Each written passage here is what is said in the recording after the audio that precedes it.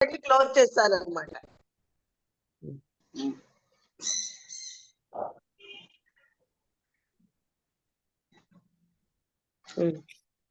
ఓం శ్రీ గురుభ్యో నమః.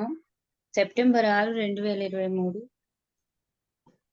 కర్మాధ్యయనము అనే విఎల్ఎన్ ప్రసాద్ గారి పుస్తకం నుంచి పిఎల్ఎన్ ప్రసాద్ గారి పుస్తకం కర్మాధ్యయనం నుండి లక్ష్మి గారు చదువుతారు, వినిపించి వివరిస్తారు.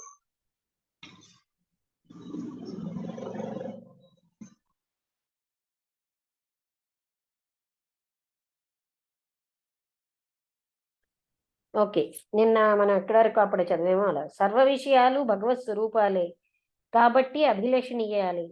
నేను లేకుండా చరాచర వస్తువులే లేవు. భగవద్గీత. పరిణామ చక్రంలో ఒక స్థాయిలో వాటిపై ఆకర్షణే ప్రగతిని కలిగిస్తుంది. తర్వాత కాలంలోనే వాటిని అధిగమించడం జరుగుతుంది. చిన్నపిల్లవాడు ఆట వస్తువులతో ఆడుకుంటాడు, అది బాగానే ఉంటుంది. అది అంతర్గతమైన మాతృప్రేమను ప్రేరేపిస్తుంది. అయితే పరిణతి చెందిన ఒక మధ్య వయస్సు స్త్రీ కూడా ఆడుకోవడం కొంత విపరీతంగా ఉంటుంది. కోరికలను ప్రేరేపించే వస్తువులు ఉద్వేగాలను కలిగించి కొంత అభివృద్ధిని కలిగించి పని చేయడానికి ప్రేరేపిస్తాయి. ఆ స్థాయిని దాటిపోయిన తర్వాత వాటి ప్రయోజనం నశిస్తుంది. ఇలా నిరుపయోగమవుతున్న సమయంలో అవి హానికరంగా కూడా పరిణమించవచ్చును. ఇవన్నీ కర్మపై చూపిన ప్రభావం ప్రత్యక్షంగా కనిపిస్తుంది. కోరికల ద్వారా మనం అవకాశాలను కల్పించుకుంటాం.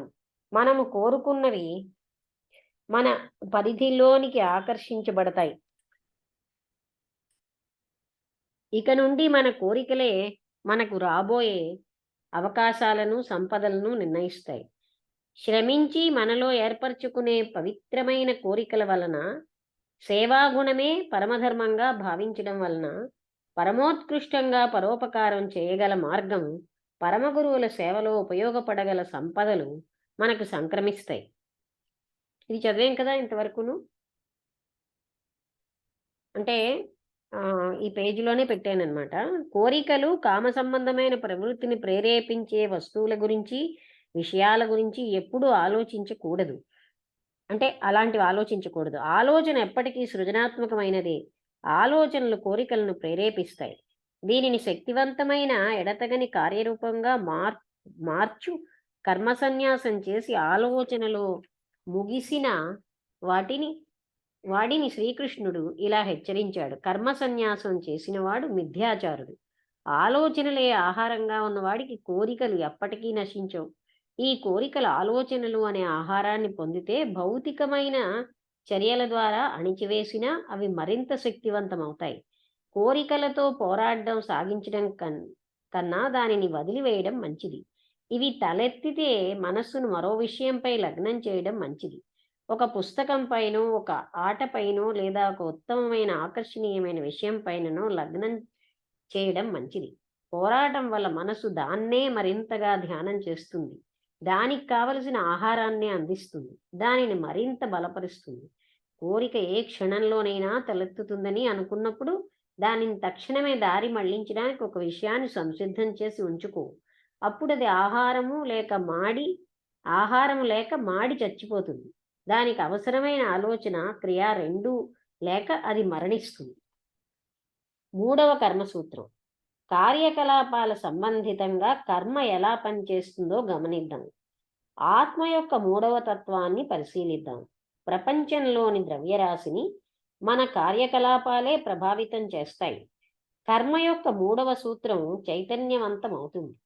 నిజానికి మూడింటిలో ఇదే తక్కువ ప్రాధాన్యం కలిగింది. మన ఆలోచనలు, కోరికలు బాహ్య ప్రపంచంలోనికి రాగానే మానసిక కామలోకంలో స్పందనలు కలిగిస్తాయి. మానసిక భావ చిత్రాలను, కామరూప చిత్రాలను సృష్టిస్తాయి. అవే కార్యరూపాలుగా రూపొందుతాయి. ప్రజ్ఞాశక్తికి సంబంధించిన కలాపాలుగా శరీరాలు మారతాయి. ఇవి బాహ్య ప్రపంచంలోనికి వచ్చిన తక్షణం వస్తువులను, ప్రజలను ప్రభావితం చేస్తాయి.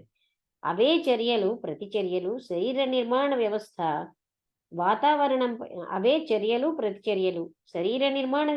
వాతావరణంపై పనిచేసినట్లుగా ఇవి పనిచేస్తాయి. మన ఆలోచన ప్రతిస్పందనలే మనపై పనిచేస్తాయి. అవే మన శీల సంపదను తయారు చేస్తాయి. మన కోరికలు, ప్రతిస్పందనలు మనపై పనిచేస్తున్న అవకాశాలను, సంపదలను, అధికారాలను మరింత అధిక స్థాయిలో కలగజేస్తాయి. ఇవే మన చుట్టూ ఏర్పడే వాతావరణాన్ని నిర్ధారిస్తాయి. స్థితిగతులు, పరిస్థితులు, స్నేహితులు, శత్రువులు, మన పరిధిలోని ప్రతి ఒక్కటి ఇలాగే నిర్ధారించబడుతుంది. గతంలోని మన కార్యకలాపాల పరిణామ రూపం మనకి అతి దగ్గరలో ఉన్నది మన భౌతిక శరీరమే. మనకై, మన లక్ష్యానికై కర్మదేవతలు దీనిని సృష్టించి ఇచ్చారు. గతంలోని నీ క్రియాకలాపాల సమాహార రూపాన్ని ప్రకృతి నీకు భౌతిక దేహ రూపంలో ప్రసాదించింది. ప్రకృతి అంటే అర్థం కర్మదేవతలే. వారే అత్యున్నతమైన ధర్మదేవతలు. గతంలో మన కర్మ సాక్షులు కూడా వీరే. 2 విధాల కర్మలను ఈ జన్మలో మనతో తీసుకుని వస్తాము. ఒకటి ఆలోచన ప్రవృత్తి, రెండవది కోరికల ప్రవృత్తి. ఆదిమ కాలం నుండి మనలో వాసనా రూపంలో, బీజ రూపంలో ఇవి మూల దాగి ఉంటాయి. 3వ రూపమైన కర్మతో మనం జన్మిస్తాం. అది మన అభివ్యక్తీకరణకి పరిమితిని ఏర్పరుస్తుంది, నిర్బంధిస్తుంది. బాహ్య ప్రపంచంలో మనం చేసిన కార్యకలాపాలే మన చుట్టూ ఉన్న వాతావరణాన్ని, మనపై ఏర్పడే పరిమితులను, చివరికి మన భౌతిక శరీరాన్ని కూడా నిర్ధారిస్తాయి. అదే 3వ రూపమైన కర్మ. గతంలోని మన కార్యకలాపాలను ప్రస్తుతం మన చుట్టూ ఉన్న వాతావరణాన్ని అధ్యయనం చేసినట్లయితే మనకి ఇప్పుడు లేనిదేదో వివరంగా తెలుస్తుంది. హిందూ మతంలోనూ, బౌద్ధ మతంలోనూ దీనికి సంబంధించిన ఎంతో సమాచారం లభిస్తుంది. ఇది ఎంతో పరిశీలనతో, శ్రద్ధతో రూపొందించినవి. ఆధునిక విద్యార్థులమైన మనం ప్రస్తుతం కొంత విస్తృతమైన వాస్తవాలను చూడగలం. క్రూరులైన తల్లిదండ్రులు, ఉపాధ్యాయులు నిస్సహాయులై బలహీనులైన పసిపిల్లల మీద, శాస్త్రజ్ఞులు ప్రయోగశాలల్లో జంతువులపైన సాగించిన తీవ్రమైన క్రూరత్వాలు మరుజన్మలో వారికి అంగవైకల్య రూపంలో కనిపించవచ్చును. ప్రవృత్తిని బట్టి వారు సాగించిన దౌష్ట్యం బట్టి ఈ పరిణామ రూపం వీరందరిలో కాలగతిలో కనిపిస్తుంది. పరిపూర్ణ ధర్మం. భౌతికమైన వేదనాభరిత కర్మలకు భౌతికమైన పరిణామాలు ఉంటాయి. వేదన రూపంలోనే కర్మ సమతుల్యతని ఎప్పుడూ స్థాపిస్తుంది కదా. ఈ పరిధిలో కర్మ యొక్క ఉద్దేశ్యం ఎప్పటికీ నశించదు. అగ్ని ప్రమాదంలో చిక్కుకున్న పిల్లవాడిని రక్షించేటప్పుడు ఒళ్ళు కాలినా ఆ గాయాలు మానిపోతాయి. కారణం మాత్రమే కారణం మాత్రం మిగిలే ఉంటుంది. సదుద్దేశాన్ని ఎవరు ఎంతగా అపార్థం చేసుకున్నప్పటికీ అది మిగిలే ఉంటుంది. స్వర్గ నరకాలు గురించిన మూఢాభిప్రాయాలతో నరకం నుండి ఉద్ధరించాలనే ఉద్దేశ్యంతో, హింసించే వారికి దుర్భరమైన వ్యాధుల నుండి కాపాడాలనే లక్ష్యంతో తీవ్రమైన బాధ కలిగించే పరిశోధకులకు కూడా కర్మఫలం ఒకలాగే ఉంటుంది. స్వర్గ నరకాల గురించిన మూఢాభిప్రాయాలతో నరకం నుండి ఉద్ధరించాలనే ఉద్దేశ్యంతో హింసించే వారికి దుర్భరమైన వ్యాధుల నుండి కాపాడాలనే లక్ష్యంతో తీవ్రమైన బాధ కలిగించే పరిశోధకులకు కూడా కర్మఫలం ఒకలాగే ఉంటుంది. ఉద్దేశ్యం ఏదైనా కానీ ఒళ్ళు కాలితే మంట తప్పదు కదా. ముఖ్యంగా వారి శీల సంపద విషయంలో కర్మ ఫలితాలు నిర్దిష్టంగా ఉంటాయి. వారి శీల సంపద నిర్ణయించబడటంలోనూ ఈ కర్మ ఫలితాలు స్పష్టంగా ఉంటాయి. ఒక వ్యక్తి ఎంతో మృదువైన చక్కని వ్యక్తిత్వంతో ఉత్తముడిగా జన్మించినా అతడు అంగవైకల్యంతోనే జన్మించవచ్చును. అంటే గత జన్మలో అతడు ఒక విషయం తప్పు అని తెలిసి కూడా ఆ పని చేశాడని అర్థం. ధర్మదేవతలు పరిపూర్ణంగా ధర్మాన్ని పరిరక్షిస్తారు.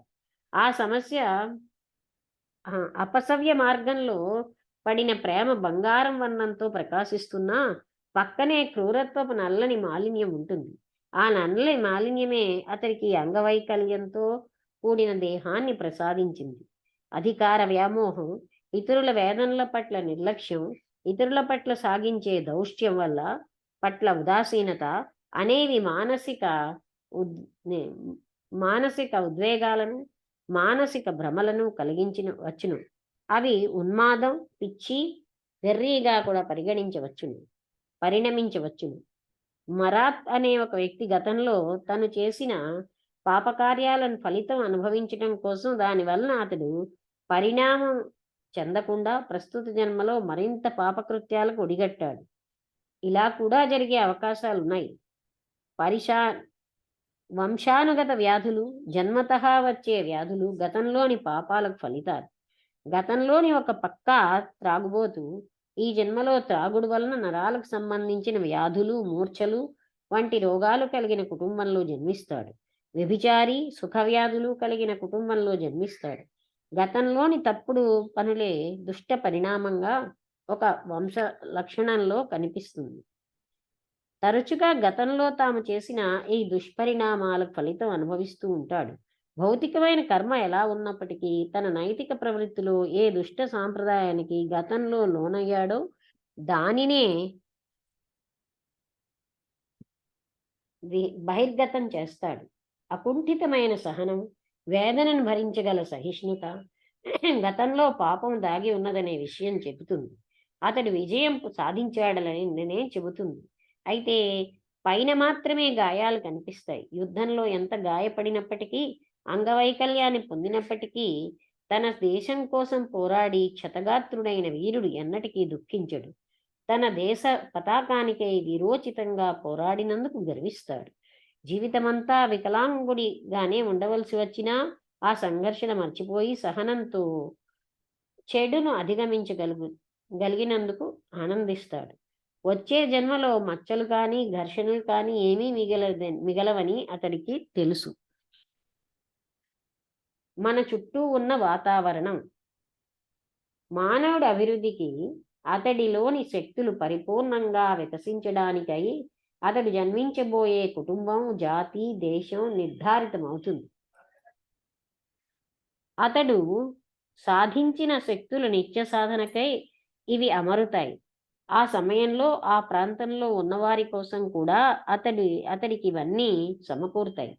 ఒక్కొక్కసారి తనకన్నా ఎంతో ఉత్తములు, మహానుభావుల మధ్య సాగించిన అతి కఠినమైన జీవితం వల్ల మానవుడిలో గుప్తంగా ఉన్న శక్తులు జాగృతమవుతాయి.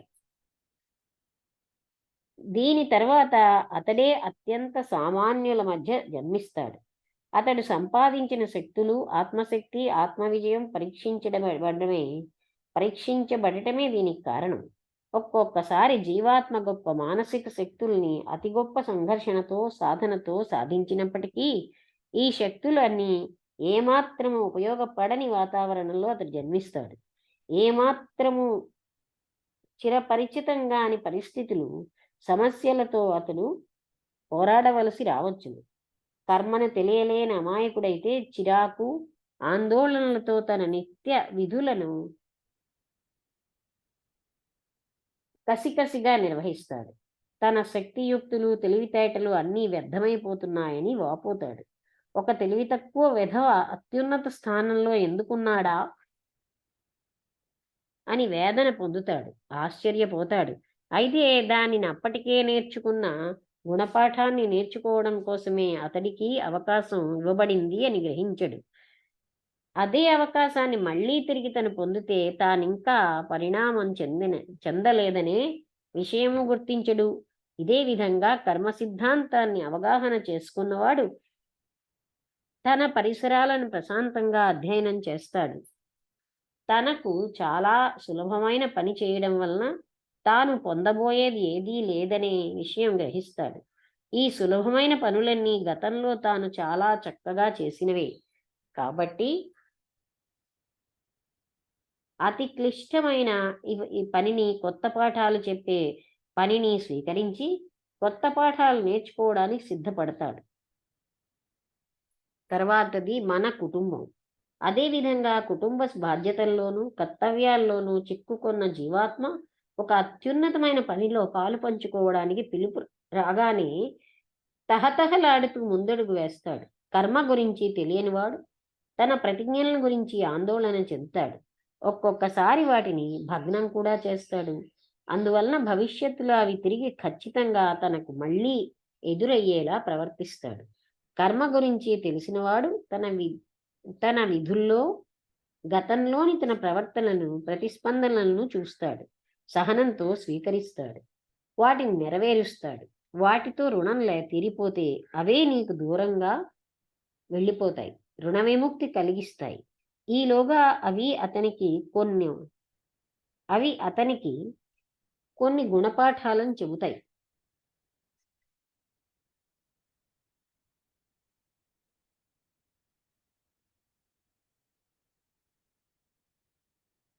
అతడు కూడా ఆ పాఠాల కోసం ఎదురు చూడాలి, వాటిని నేర్చుకోవాలి.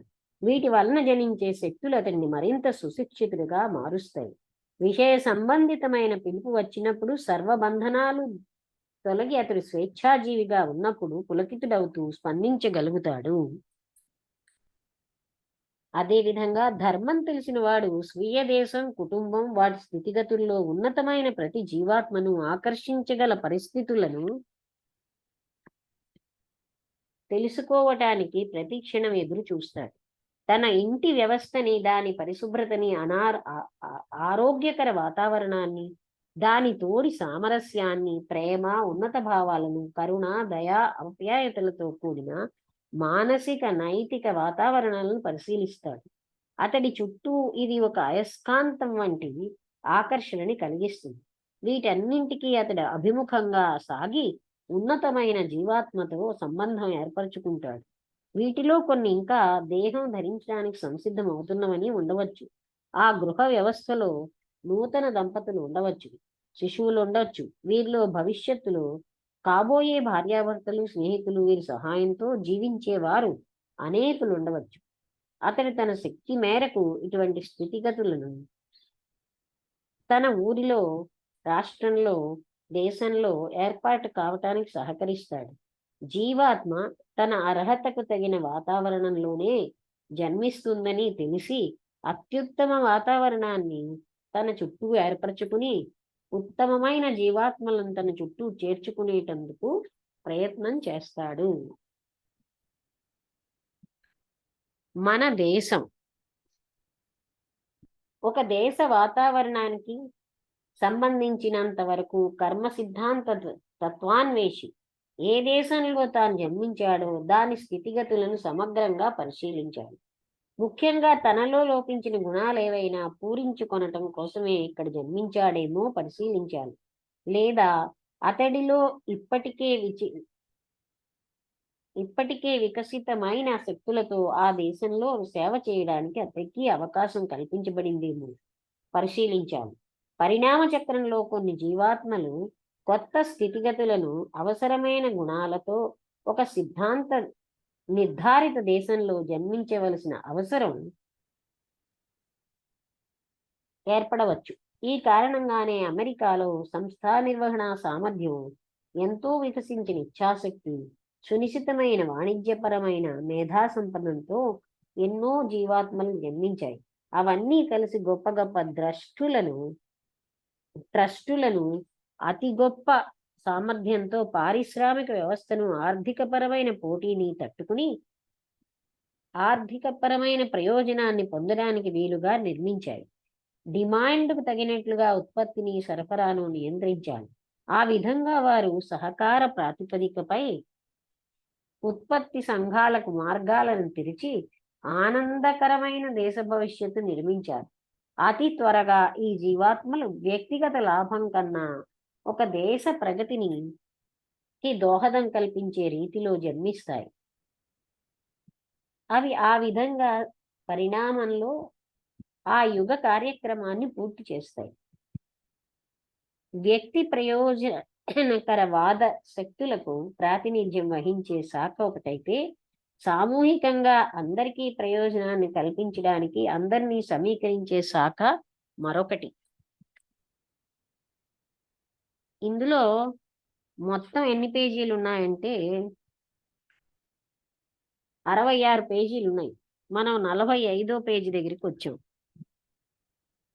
వాతావరణ సృష్టి. కష్టాల్లో, కన్నీళ్లలో చిక్కుకున్న ఉత్తముడికి, మంచివాడికి ఇప్పుడు ఒక వెలుగు కనిపిస్తుంది.